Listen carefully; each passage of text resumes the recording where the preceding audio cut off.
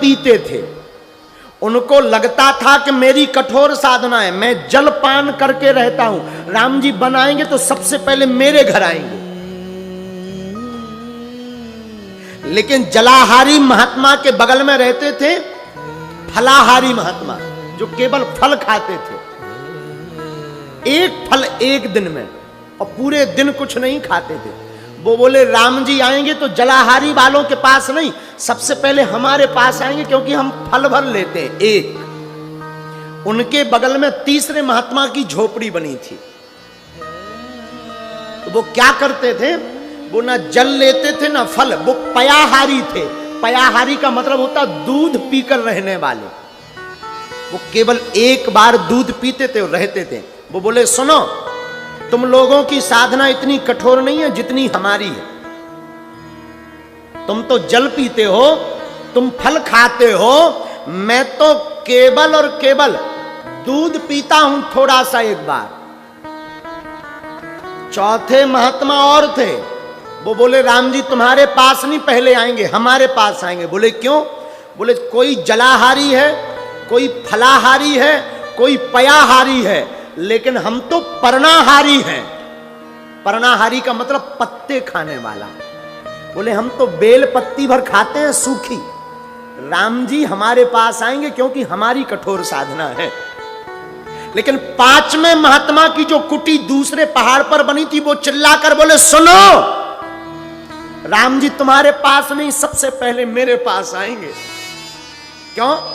तुम जलाहारी हो, तुम फलाहारी हो, तुम पयाहारी हो, तुम अगर जो है पवनाहारी हो, मैं पवनाहारी हूं। मैं पवन यानी हवा के अलावा कुछ नहीं लेता हूं। राम जी आएंगे तो केवल मेरे पास आएंगे।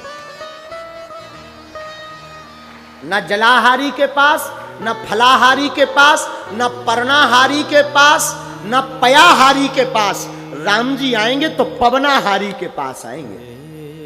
सबरी सबर जाति से सोचती कि ना तो मेरी साधना है, ना मैं कोई बहुत कठोर साधना करती हूं, ना मैं कोई बड़ी जाति की हूं।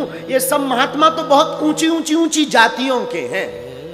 राम जी लगता है हमारे पास नहीं आएंगे। राम जी ना आए तो चलेगा, इस रास्ते से गुजर जाएंगे, और मैं अगर रास्ता साफ करूं और यहां से अगर राम जी गुजर जाएं तो बस मेरा काम हो गया।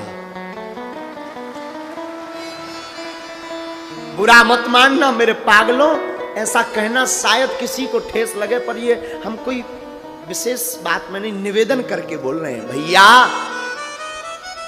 राम जी जाति नहीं देखते हैं, राम जी भक्ति देखते हैं। राम जी जाति देखकर कृपा नहीं करते। मेरे पागलों, वन में रहने वाले वनवासियों, आज से तुम गांठ बांध लो। राम जी जात देखकर नहीं आते, राम जी बनाए तो सबरी के भाव देखकर बनाए। और मेरे वनवासियों, तुम्हें भी राम जी को पाना है ना, तो तुम भी अपने भाव आज से ही दृढ़ कर लो, सुदृढ़ कर लो। दृढ़ का मतलब कठोर, संकल्पित हो जाओ। जाति से राम जी नहीं छिड़कते। महात्मा सबरी से बड़ी हीन भावना रखते।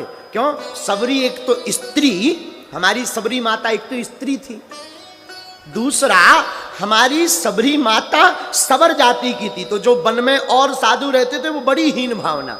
लेकिन राम जी भक्त की महिमा बनाने ही आते हैं, वो तो भक्त की महिमा बढ़ाते हैं। आप ये कथा सुनकर चौंक जाएंगे।